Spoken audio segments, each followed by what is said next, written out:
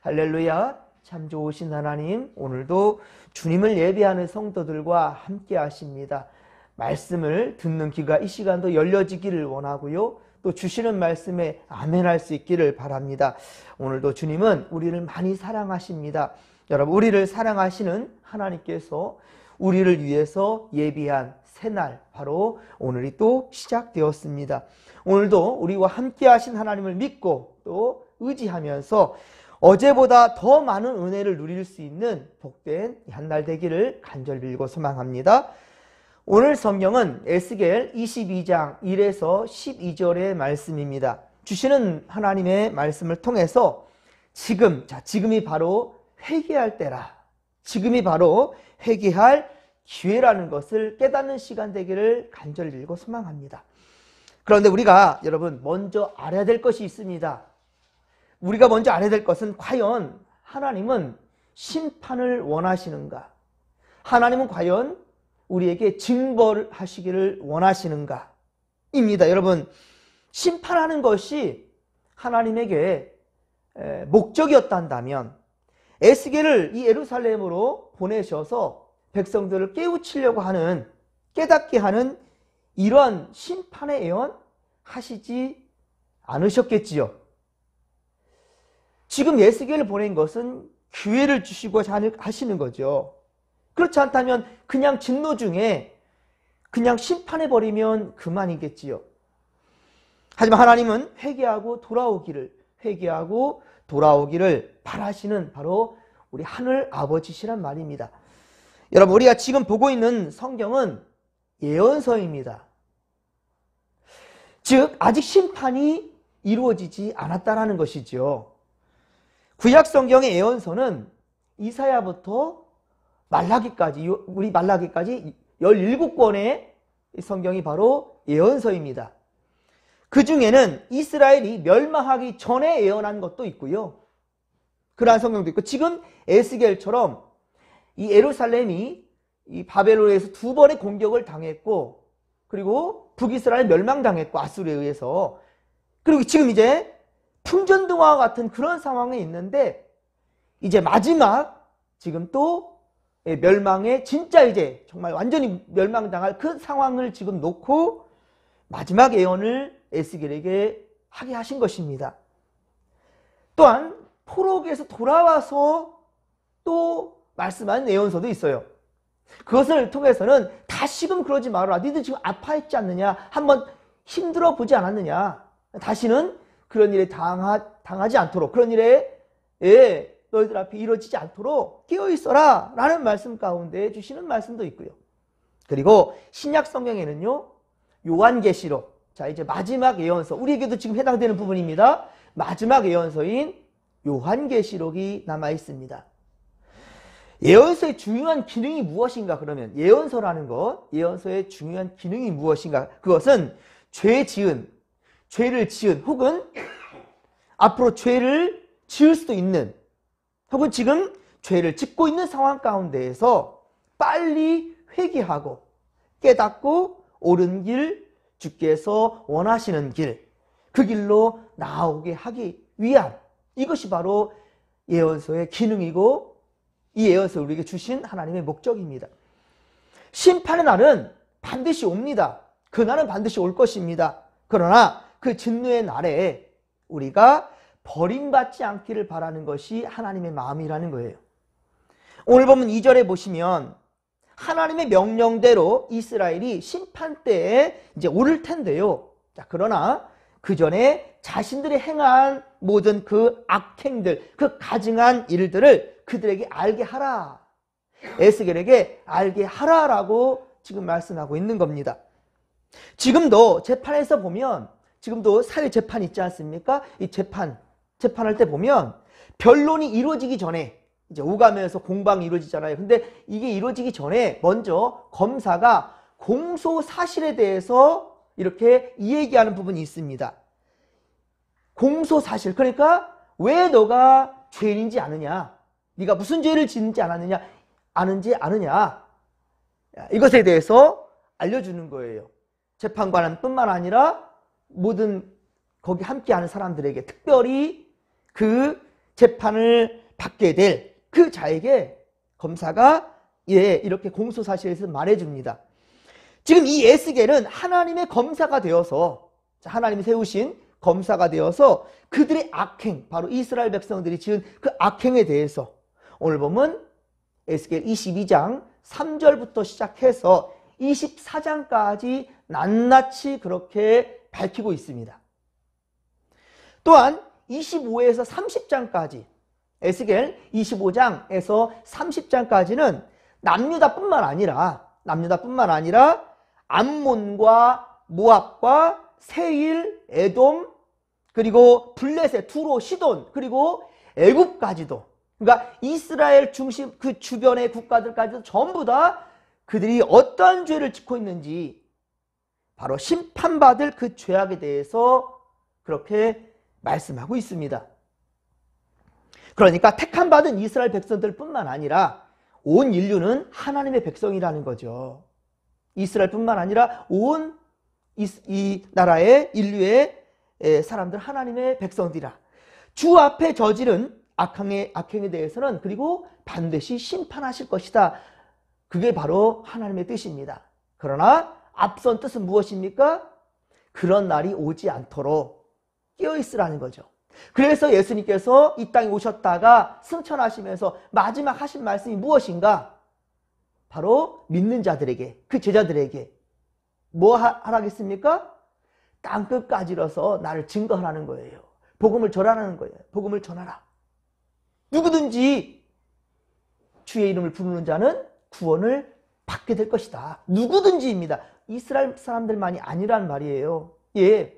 하나님은 멸망이 아니라 구원하시기를 원하신단 말입니다. 그렇지 않았다면 이 땅에 예수님도 오실 이유가 없었겠지요. 자, 첫 번째 제목은 이 죄에 대한 그 내용은 3절 하반부터 4절을 보시면, 자, 무엇입니까? 10계명에서도 1계명과 2계명에 명시되어 있듯이 무엇입니까? 나 외에 다른 신을 내게 두지 말라. 우상 숭배하지 말라. 그렇죠? 우상을 숭배하지 말라는 거예요. 레위기는 아주 핵심적인 율법서입니다. 레위기 17장 11절에 말씀합니다. 육체의 생명은 피에 있음이라. 육체의 생명은 피에 있음이라고 말씀했어요. 곧 피는 곧 생명이라고 하였는데, 우상에게 드린 이 피, 우상에게 드린 이 피의 제사, 이것으로는 죄를 속죄할 수 없다라는 거예요. 그런데 우리 인간의 생명을 그렇게 우상에게 의탁할 수 있겠냐는 거죠. 그 우상을 숭배하는 것, 그것은 우리의 몸도 마음도 영혼도 그리고 생명도 더럽히는 것이라는 겁니다. 이것이 하나님께서는 가장 큰 죄악이 되었다라는 것을 오늘 보면 3절, 4절 이렇게 얘기하고 있습니다. 하나님의 백성이라 자부하면서, 나는 하나님의 백성이야 라고 자부하면서 살아온 이스라엘 백성들, 자, 그러나 그들의 죄악으로 말미암아 바로 그들이 믿는 하나님께로부터 버림을 받게 될 것이니, 그러니 5절에 보듯이 그 주변 나라들, 가까운 데 있는 나라들이나 먼 데 있는 나라들의 먼 데 있는 사람들이나 모두 다 어떻다고요? 이 이스라엘 백성들을 조롱할 것이다. 참 예수 잘 믿는다 하더니만 저 꼴이 뭐냐? 라는 거죠. 우상을 숭배하는 자들은 하나님의 가르침대로 또한 살지 않지요.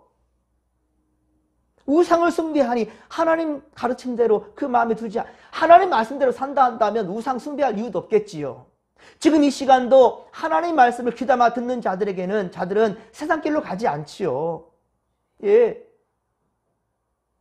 그저 목사님이 수고해서 영상을 이렇게 찍는다, 요거니까 한번 봐야지, 이런 게 아니라 정말 오늘도 말씀으로 시작해야 되겠다라는 그런 마음과 각오와 다짐으로써 말씀을 듣는 성도들이란다면 신앙적으로 뿐만 아니라 도덕적으로도 주의 뜻을 헤아려 분별할 것입니다.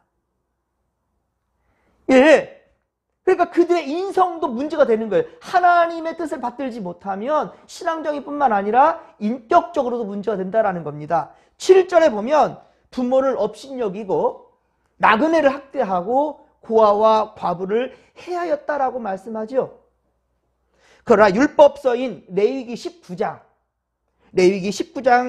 보면 3절에 각 사람은 부모를 경외하라 라고 말하고 있어요. 이 경외라는 말은 특별히 하나님께 두는 말씀이거든요. 경외하라. 하나님을 경외하라. 하나님을 두려워하라. 그리고 공경하라는 거예요.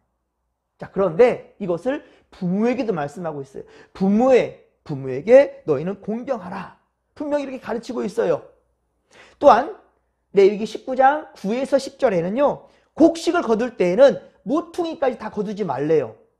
그래서 그것을 다 남겨두어서 그 이삭 떨어진 대로 줍지 말라고. 왜 그러냐면 가난한 사람과 고아와 과부들, 나그네들, 약자들을 위해서 내버려 두라는 거예요. 거류민이라고 그러는데 거류민이라는 것은 잠시 머무르는 사람, 나그네들을 말합니다. 그러니까 이 지금 사회 약자들을 위해서 그것을 다 버려두라는 거예요. 즉 나누라는 거예요. 혼자만 먹고 잘 살려고 하지 말고 이웃들 어려운 자들도 돌아보라 라는 것이지요. 이번에도 홍성희 성도님의 장례를 보면서 그 동네 분들이 주일에도 말씀드렸었지만 자주 왕래가 있었겠습니까? 그런데 방송을 듣고 다 달려왔어요. 많은 분들이 달려와서 작든 크든 그렇게 부조하는 것을 보면서 참 얼마나 마음이 따뜻해지던지 우리 예수 믿는 자들은 더 그래야 되지 않겠는가 싶습니다. 정말. 레위기 19장 18절 레위기 19장 18절에는 예수님께서 말씀하신 바가 있어요. 예수님께서 마태복음 22장 39절에 하신 말씀 그것이 그대로 레위기 19장 18절도 있는데요. 내 이웃을 내 자신과 같이 사랑하라. 내 이웃을 어떻게 하라고요? 너 자신처럼 사랑하라는 거예요. 네 몸 사랑하듯이 사랑하라는 거예요. 손에 어디 가시 하나만 박혀도 얼마나 신경 쓰입니까? 주일에도 말씀드렸지만 제가 혀를 한번 씹었더니 며칠 동안 고생했다고요. 그런데 이웃이 아픔이 그만큼이나 우리에게 신경이 쓰이고 괴로울까요? 여러분, 그런 마음이 필요하다라는 것을 주님이 말씀하신 거고요. 성경의 가르침이라는 겁니다. 오늘날 우리가 행해야 될 또한 복음의 핵심이기도 합니다. 우리가 이웃을 사랑하지 않는 한 하나님을 사랑하는 것은 거짓말이라는 거예요. 이웃을 내 눈에 보이는 이웃을 사랑하지 못하면서 하나님을 사랑한다? 이거는 거짓말이라는 거예요. 가짜라는 겁니다. 레위기 18장에는요. 그리고 입에 담기도 참 민망한 그러한 음행과 가증한 풍습들이 가득 담겨 있어요. 참 제가 읽을 때도 너무 민망할 정도로 레위기 18장에는 가득합니다. 자, 그런데 오늘 에스겔서 22장 6에서 12절도 보면 즉 하나님의 율법과 규례를 무시하고 악행하는 모습이 담겨 있어요. 이것 또한 읽기가 참 민망하지요. 지금 유대와 그런데 예루살렘에서 그것도 종교 지도자들이 앞장서서 음행하고 있다는 거예요. 그것을 에스겔 너 지금 보느냐? 라고 계속 얘기하잖아요. 넌 보느냐? 그러면 오늘날은 어떻습니까? 하나님을 우리가 믿는다 하면서도 부모님 섬김에 있어서 그리고 이웃과 또 사회 약자들을 바라볼 때 그들을 위해서 얼마나 따뜻한 손길을 내밀고 있느냐는 거예요. 받으려고만 하였지 줄 모르는 마음, 받으려고만 할지 하나님께 하나님 주시옵소서, 복 주시옵소서, 이 주실 것만 받을 것만 생각하였지 과연 내가 주려는 마음 과연 어느 만큼 있는가? 그렇다면 여러분 줄 모르는 마음 가운데는요 절대 하나님의 은혜가 임할 수가 없는 겁니다.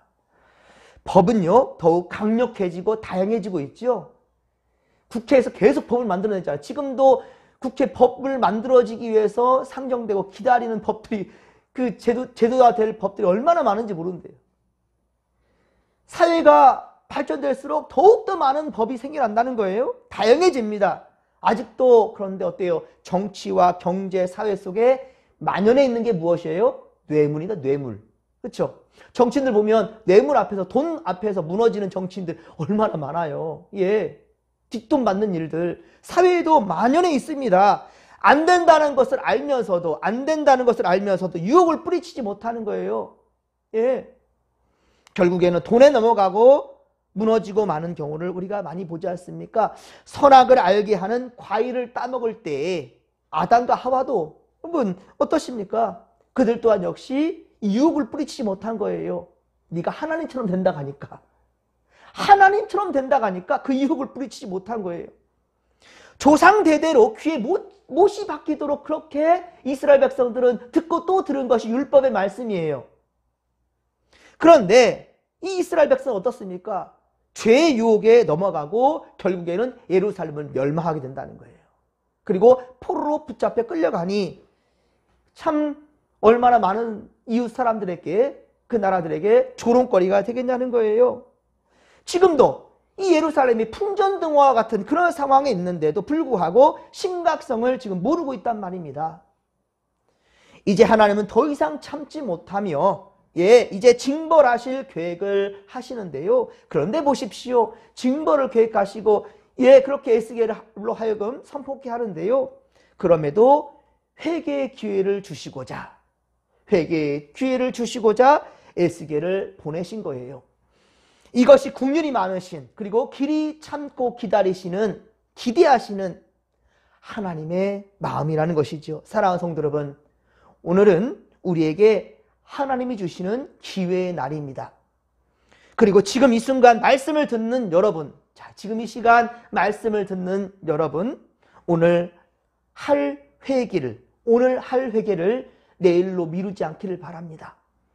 괜찮다란 유혹에 넘어가지 마십시오. 지금 기회가 있을 때 철저히 자복하시고, 지금 다시 말씀 앞에서 옳은 길로 인도하시는 성령의 인도하심에 순종하시기를 바랍니다. 주께서 여러분의 결단과 함께 하실 것입니다. 여러분, 이 믿음 가지고 오늘 이 하루도 믿음으로 살아가느라 다짐하며 주여 삼창 부르며 기도하며 나갑니다. 주여, 주여, 주여. 살아계신 하나님 아버지, 귀 있는 자는 들을지어다. 주님 말씀하십니다. 이 시간도 말씀에 깨어있기를 원합니다. 하나님 아버지의 말씀을 옳게 바로 듣게 하여 주시옵소서. 또한 들은 대로 행할 수 있는 우리가 되게 하소서. 지금 오늘 이 시간 우리에게 기회를 주셨습니다. 기회 주셨을 때 철저히 회개할 수 있도록 도와주소서. 잘못에 대해서 분명히 뉘우치게 하시고 성령님의 인도하심, 하나님의 음성 듣게 하소서. 하나님, 오늘도 우리는 더욱더 주님께 가까이 나아갈 수 있도록 도와주소서. 좋아하는 세상 것을 품지 않고 하나님의 마음을 우리 마음에 품게 하여 주옵소서. 은혜 충만, 성령 충만, 말씀 충만으로 함께하여 주옵소서.